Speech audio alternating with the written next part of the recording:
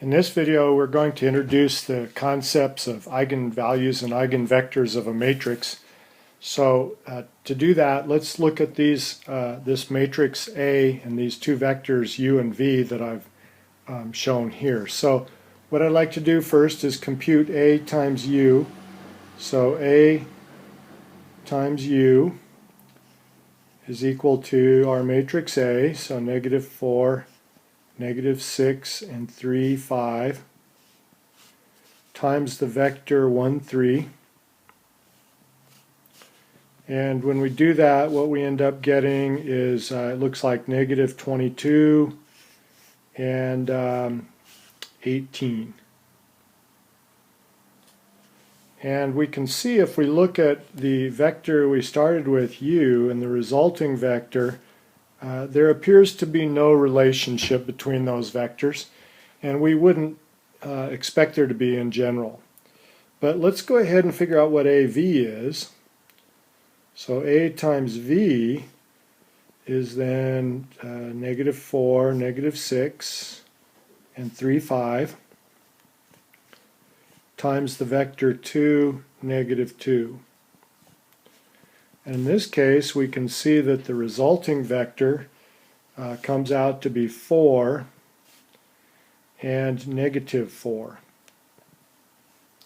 So in this case, what's happened is this is actually just 2 times our vector 2, -2. So the effect of multiplying by the matrix A, which we see right here, is the same as just multiplying our vector times 2. So this is a very special situation, and in this situation what we say is that the vector -2, 2 is an eigenvector,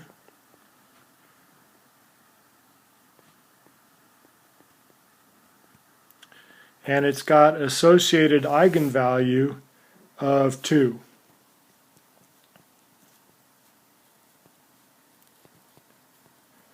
Now let's do another calculation to observe something important. So what we're going to do here, let's try going to a different page, see if that works any better.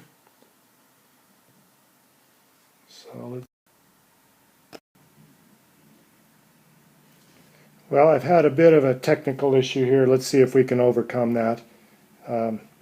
So let's pick up where we left off. We had the matrix A, which had components entries -4, -6, and 3, 5. And what we saw was that the vector V equaling 2, -2 was an eigenvector for that matrix. And what happened was when we took the matrix times the vector, that was equivalent to multiplying the vector by 2. So what I'd like to do is look at another vector. Let's choose a vector W, which is -3 times V, -3V. So that means W would look like -6, 6.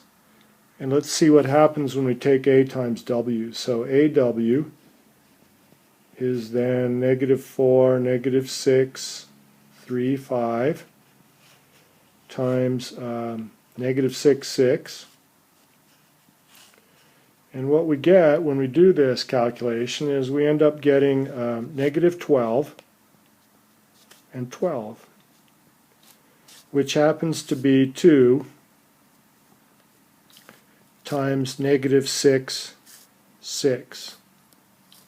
So what we can see is that -6, 6 is also an eigenvector of A with eigenvalue 2 as well. So what this illustrates is that any scalar multiple of an eigenvector will also be an eigenvector with the same eigenvalue. And in fact, what we can see is that both -2 or 2, -2 and -6, 6 are scalar multiples of the vector 1, -1. And so it turns out that any vector of the form t, some scalar, times the vector negative 1, 1 is an eigenvector, and so the set of all of these, which is, as you know, is a subspace because it's the span of the vector 1, negative 1.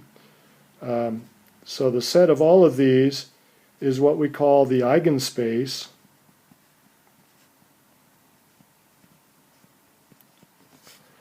of A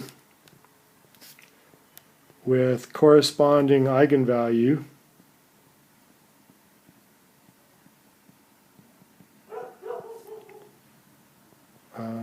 of 2.